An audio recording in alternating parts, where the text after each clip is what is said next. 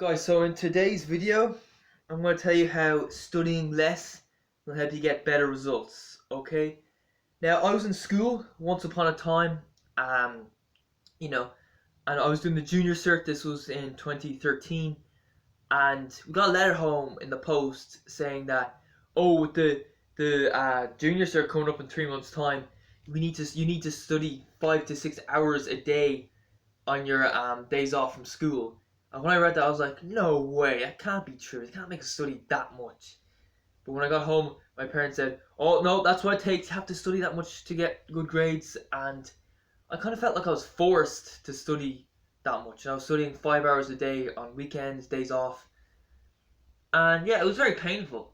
And yeah, I got mediocre results in the junior cert, mostly C's and D's with one or two B's.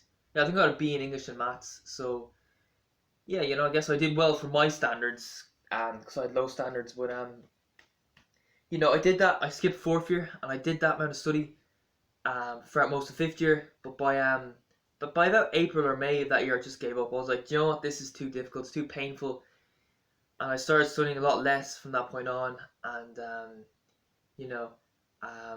Dad got very angry at me. But anyway, studying that much, I got no benefit from doing that amount of study. It's just too much work, okay?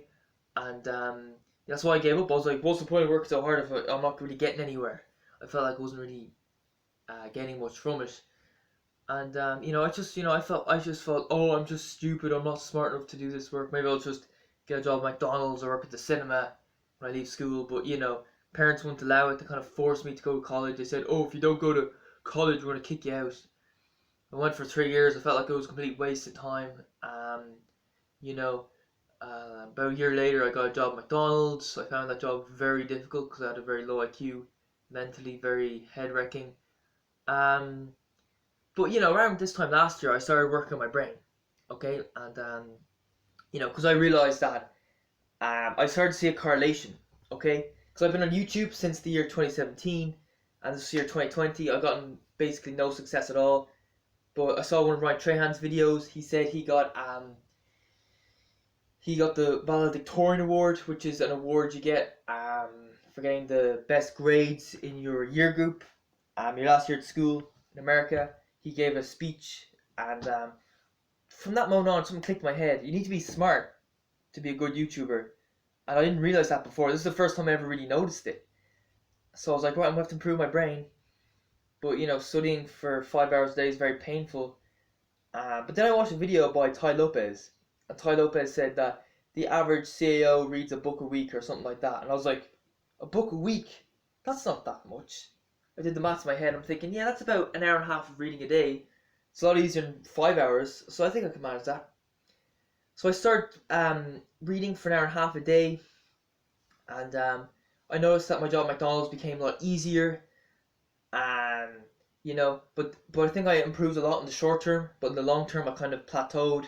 I didn't really stop improving. So I knew that I had to cut down. I cut down to an hour then 45 minutes, then I cut down to just 20 minutes a day of reading. And so I felt like I benefited far more from reading for 20 minutes a day than I did for studying for 5 hours a day. And I think for leaving cert, they sent us a letter home saying we need to study for 7 to 8 hours a day. And look, I've heard of college students studying for 8 hours a day, so maybe some people can do it, but I certainly can't, and you probably can't either. That's just being realistic. That's not me trying to bring you down or anything. So yeah, you gotta just forget about what other people do, forget about the guidelines, and just find a sustainable volume for you. If I was in school, if I was reading for 20 minutes a day, and that's all the study I did in a day, well, yeah, I wouldn't get great results, would I?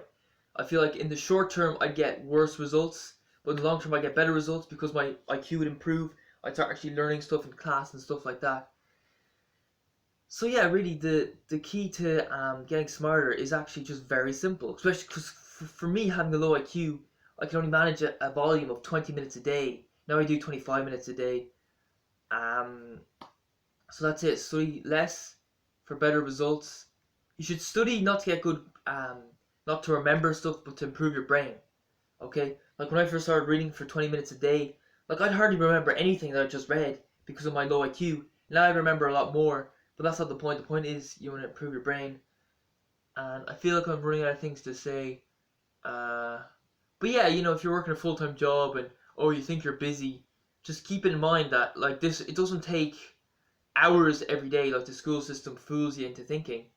No, it's a small amount of work each day, and that's it. And I can't really think of anything else to say here.